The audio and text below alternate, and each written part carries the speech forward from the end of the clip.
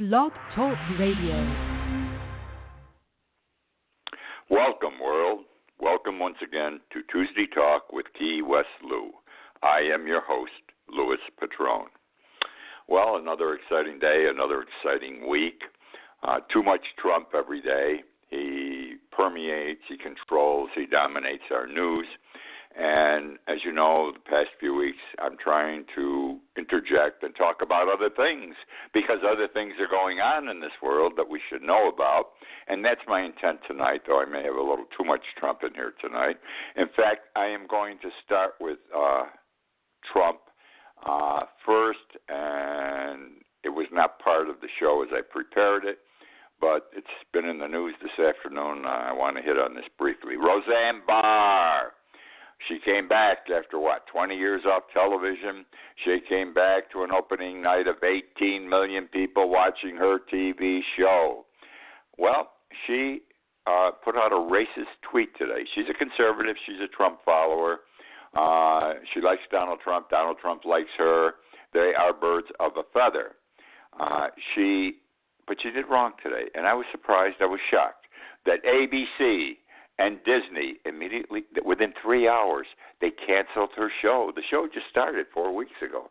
This is going to cost them millions of dollars to cancel her show, but they did the right thing. You can't put up with a racist, especially on a network such as ABC and the Disney network. Now, our president, Donald Trump, sets the standard for the country. This is my point. He is the president. Everyone purportedly looks up to the president, and he sets the way we should behave. And if our president is a racist, and he is a racist, and he's a bully, and he's a bigot, well, then other people who side with him believe they can act that way also.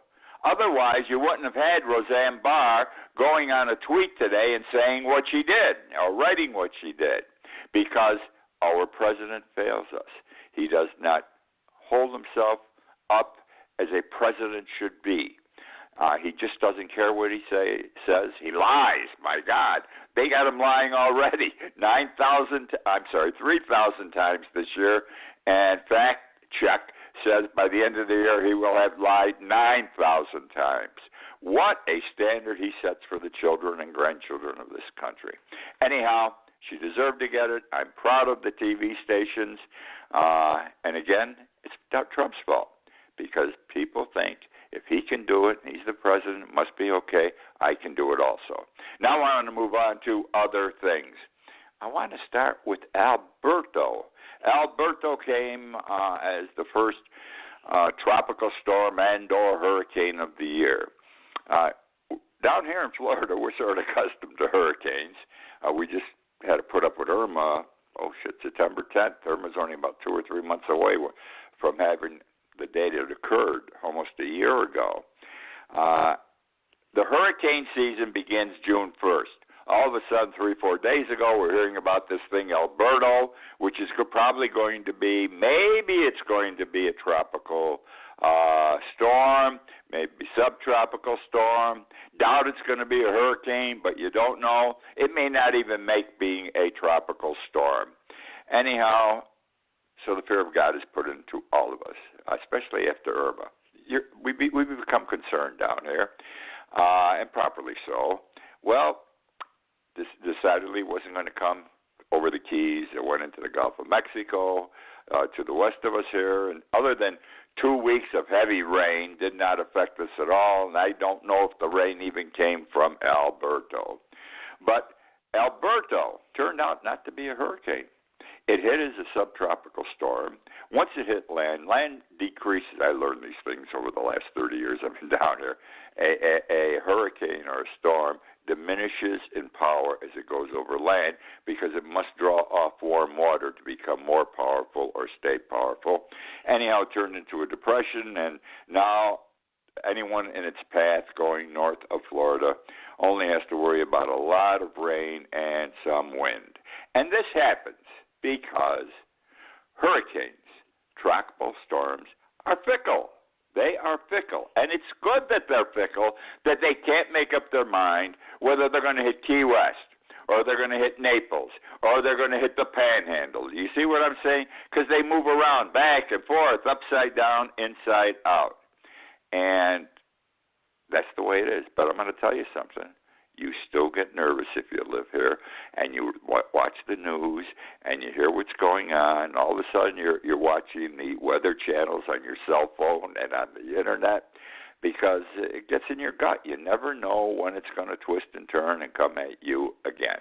So that's the story of Alberto. Nothing to worry about. Number one storm of the year gone. Want to talk about gas prices. Now, you've got to see it happening. You must be feeling it by now. Gasoline here is $3.15 today a gallon. $3.15. It's been edging up, and then it slipped over $3, all right? Not right. We had the price of gasoline down to $2-something. In some parts of this country, it was under $2, though we never saw it here, okay? Now, why are the prices going up? Well, especially since we now produce more oil than anybody else in the world, even the Saudi Arabians and everybody else, the Middle East, Venezuela, because we've gone to shale to take our oil out of the rock and what's beneath the earth. And that's been working good for us. But the fact that we may be a major producer does not mean we are controlling the price of oil. The price of oil is still controlled by Saudi Arabia, and they lead OPEC. Back in 2016, the Saudis know that they don't have as much oil as they want to keep producing this for more than maybe 20 years from now. 20 years from now, they're out of oil. And that's why they built places like Dubai, so they can have the Las Vegas out there in the Middle East and make money that way. But they have a diminishing supply, and they also saw the price of oil dropping when the United States started producing more and more oil. So in 2016, Saudi Arabia had OPEC decide to curb oil production. They intentionally did not take as much oil out of the ground as they were, knowing that over a period of time, the supply of oil would diminish, and therefore the cost of oil, that means gasoline for you and me, would go up. Because when there's a big demand, and there always is a big demand for gasoline, and there's a small supply, the price must go up. Fact of life, economic fact of life. Now, a lot of people, it bothers me to have to say this, but the truth is the truth. A lot of people are blaming Trump for the raise in the cost of our gasoline because of what he did with Iran. By breaking the deal, that is causing oil prices to change because Iran's a producer of oil too. Things happen there. And make a long story short, that's not true. The experts say that what Trump did with Iran has nothing to do with the increase in the price, maybe to a minimal extent, like 3 to 5 cents a gallon, whereas what Saudi Arabia has done is 50 to 70 cents a gallon. Are you with me? So it's only had a minimal impact. He should not be blamed for this. He had nothing to do with it. About time. This past weekend, yesterday was Memorial Day. This was the Memorial Day weekend. I want to just talk about it very, very briefly. I learn a lot of things as I go along. It's amazing. I'm 82, and there are things I don't know. I did not know that Memorial Day got to start during the Civil War. You have to remember, 500,000 Americans were killed in the Civil War. We killed each other, the North and the South.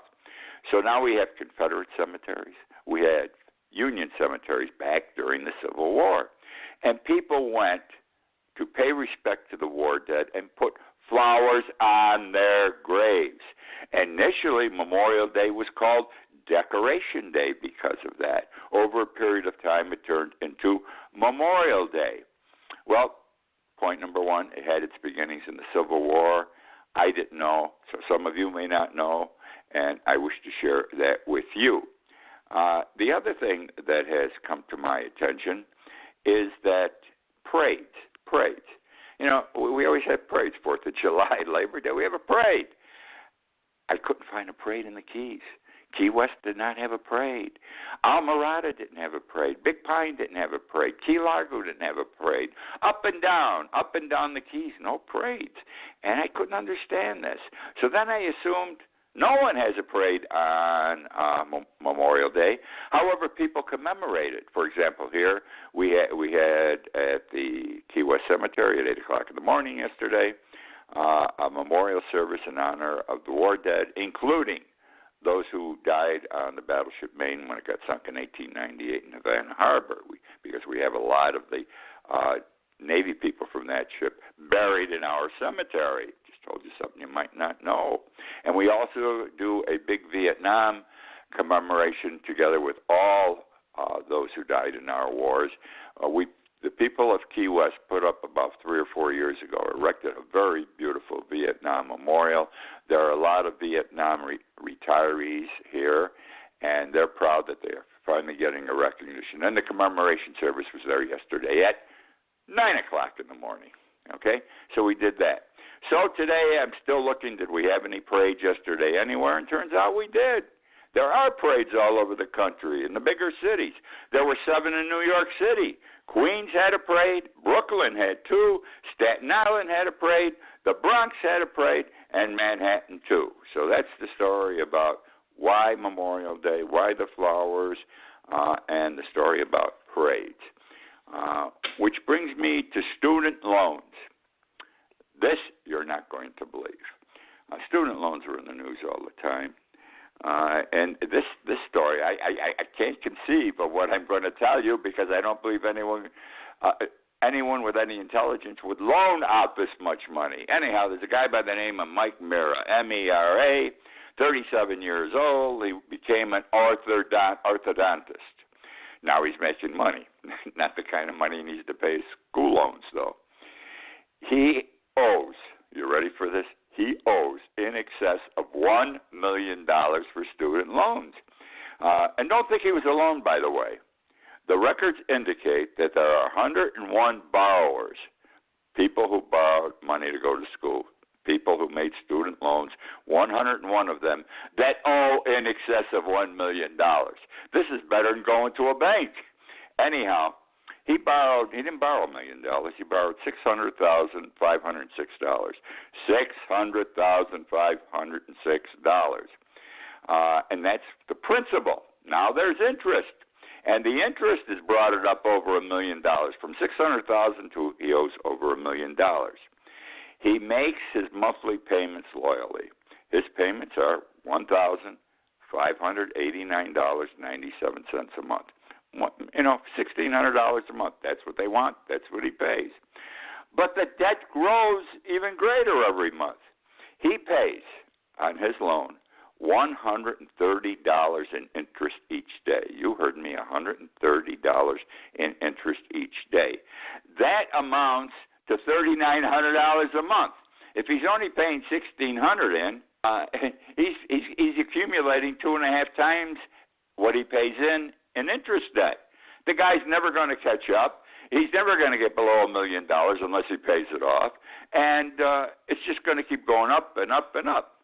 I assume he's living a good life because he's probably making a good buck. He'll never pay this off. His wife even said in a statement I read, we're never going to pay this off. We just live with it over our heads. What can we do? The government had to be crazy to loan this kind of money, $600,000. I mean, I've seen them loan people $200,000. This is astronomical. That's the story on student loans for today. I want to talk about the power of money. If you have money, many people believe you can do anything you want. People suck up to you. You can get away with murder, in effect, they say. Well, here's a story, something that occurred in Stockton, California. The culprit's name, the wrongdoer, the man who was arrested is Lyle Burgess, 79 years old. Stockton, California, Lyle Burgess, 79 years old. Very, very wealthy California businessman. Very important, very wealthy, very influential. He pled guilty to rape of a 5-year-old girl, statutory rape, 5-year-old girl. This was 2 years ago. This girl her parents were friends of the family. This is a good guy, 79. He plays around with a 5-year-old girl. And apparently he actually did have sex with her. Well, here, 2 years later, and this thing comes up for trial. And what does he do? He pleads no contest. Now, most states permit you to plead no contest. You can plead guilty, you can plead not guilty, or if you don't want the records to indicate that you admitted the crime, you can plead no contest, which means under the law you pled guilty and you're punished as if you pled guilty, but nowhere did you admit to doing the dirty deed, whatever it was. Besides that, his sentence is absolutely amazing. Rape of a 5-year-old girl by a 79-year-old businessman. He got 90 days of house arrest. You heard me. 90 days of house arrest. And when he's done with his house arrest, he does not have to register as a sex offender. What a deal this guy got. And at the same time, this girl, who's the 5-year-old girl, who's now 7 years old, is into heavy counseling, okay? She's got all kinds of symptoms from the molestation that don't seem to go away, and the records indicate she's going to have these problems, mental problems, her whole life. So sometimes money does buy you your way out of a bad situation. Want to talk now about Hitler. And I'm going to lead into Donald Trump. This is going to be a great dissertation. You may not agree with me, but I want to talk about this. Hitler is the big lie. Hitler became popular, was able to do all the things he did because he believed in telling the lie. In 1925, when Mein Kampf came out, that was his book. And he said in his book, because I had a look at it, in Volume 1, Chapter 10, that you lie and your use of the lie has to be so colossal, that's his terminology, colossal, that no one will believe that someone could have the impudence to distort the truth so infamously. In other words, you got to tell a big lie, not a little lie, because people will say, my God, that lie is so outrageous, no one would do something like that. And the fact that it's so outrageous and no one would do something like that gives credibility to what Hitler describes as the big lie. More people, Hitler said, will more, and I quote him again, will more readily fall victims to the big lie than the small lie. Now, so Hitler's bit was, he says, you tell the lie, you repeat the lie, and make sure it's a big lie, and eventually the people believe you. Now, let me give you an example of this. The Jews, because he did a number on the Jews. When he first started talking about the Jews, we're going back to the late 1920s and the early 1930s, he started by blaming World War I on international Jewry. Okay, he blamed Jews all over the world for World War I. Then he moved into the Jews were the real powers in Britain, Russia, and the United States.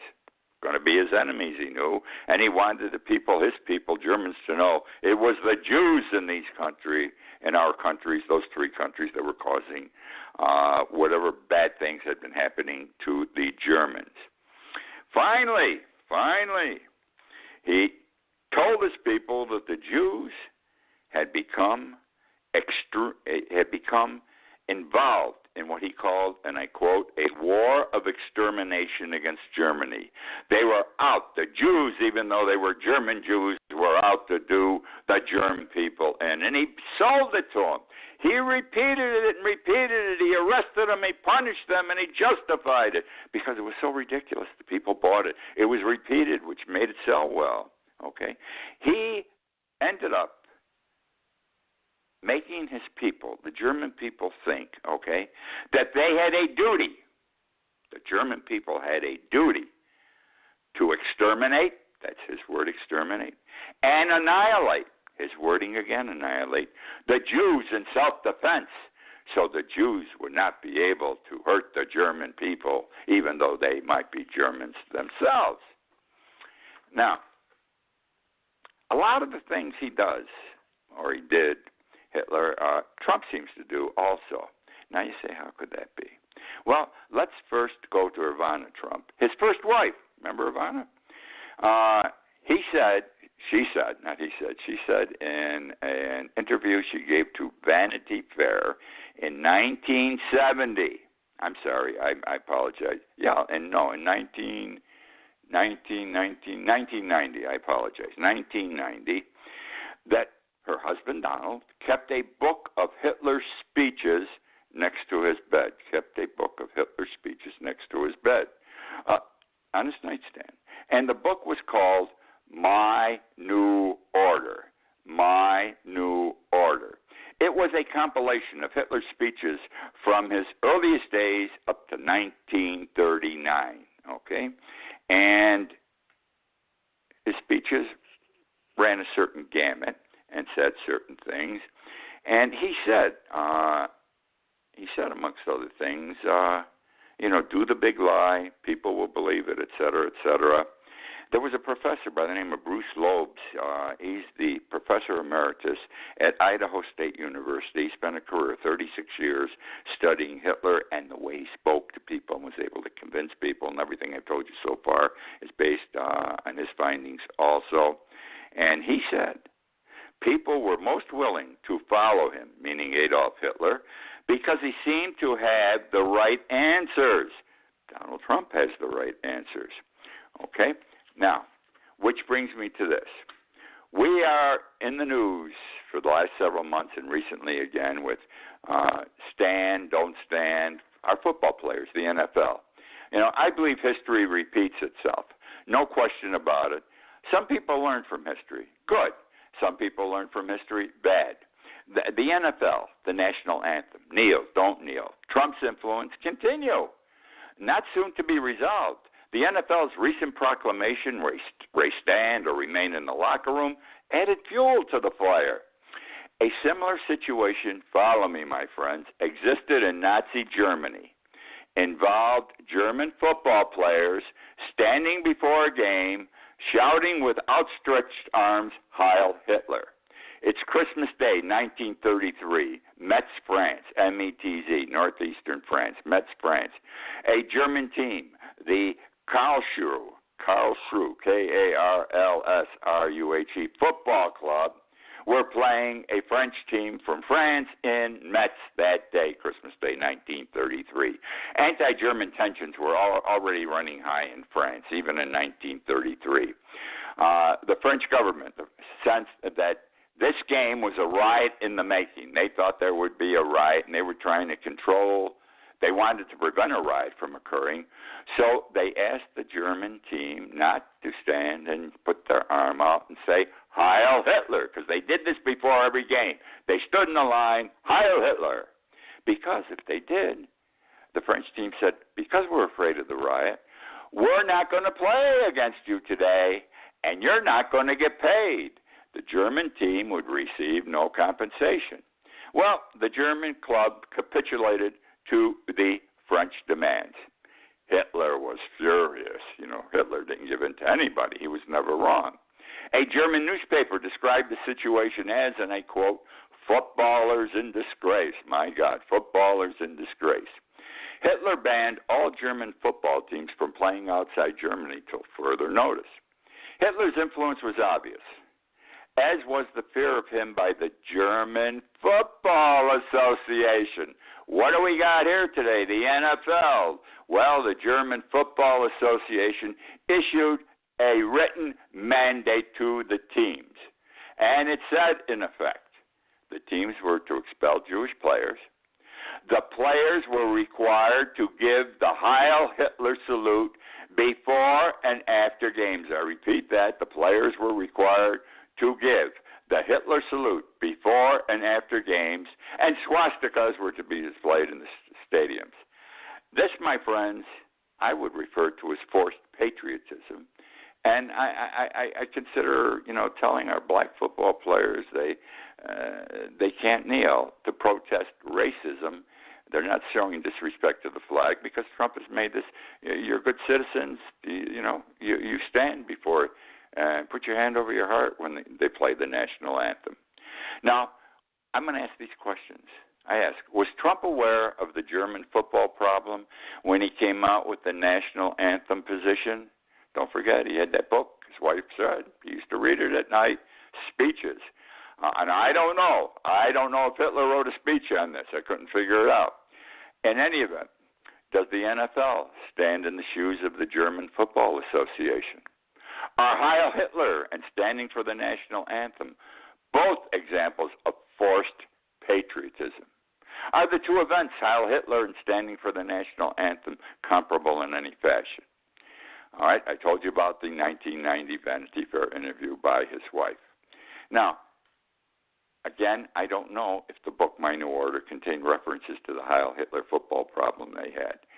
I sense this, I got to be frank, that the NFL kneel or no kneel national anthem problem is history repeating itself. It's Mets, Christmas Day, 1933, and the proclamation that Hitler issued thereafter, the mandate as to what the players were to do with regard to Heil Hitler.